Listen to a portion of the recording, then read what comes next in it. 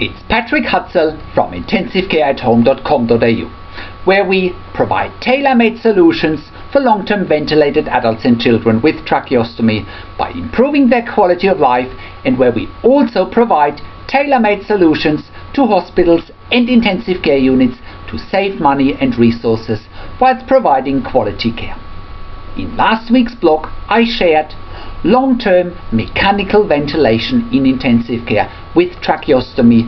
What are the best options? You can check out last week's update by clicking on the link below this video.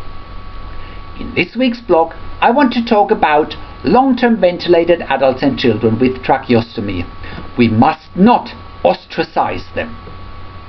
One thing that I learned over the many years working in intensive care and in intensive home care, it's that long-term ventilated adults and children with tracheostomy and their families face a massive dilemma. The dilemma, more often than not, manifests itself by the patients and their families getting depressed because of their ongoing ventilator dependency, which keeps them in intensive care for much longer than necessary.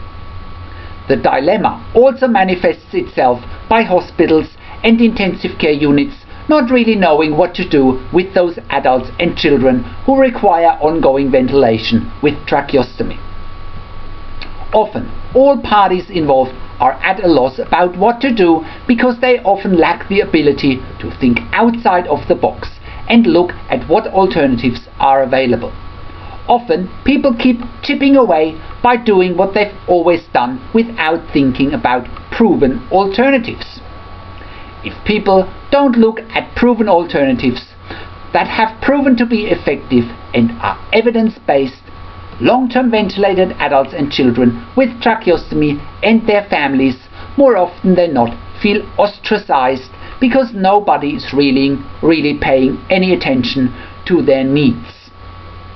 Their needs, as well as their families' needs, can't be met in an intensive care unit, nor can the funding issues for those patients be effectively managed in an intensive care unit, where the cost is around $5,000 per bed day. It's highly inefficient, and current funding models waste a lot of money by continuously ostracizing long-term ventilated adults and children with tracheostomy by keeping them in intensive care for much longer than necessary, and therefore depriving them of possibilities and opportunities in a home care environment. Intensive home care services are such an under-resourced area compared to other first world countries that a modern first world country like Australia has some catch up to do in order to provide services to long-term ventilated adults and children with tracheostomy, as well as providing much needed services to intensive care units so that beds can be freed up for other more acute admissions to intensive care. What are your thoughts?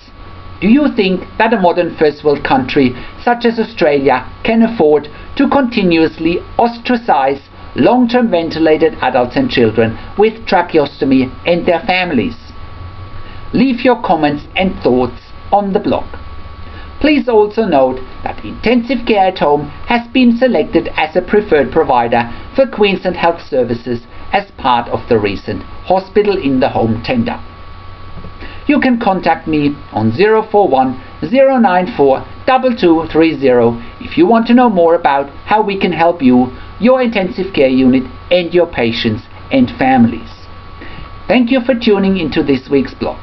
This is Patrick Hutzel from intensivecareathome.com.au, and I'll see you again in another update next week.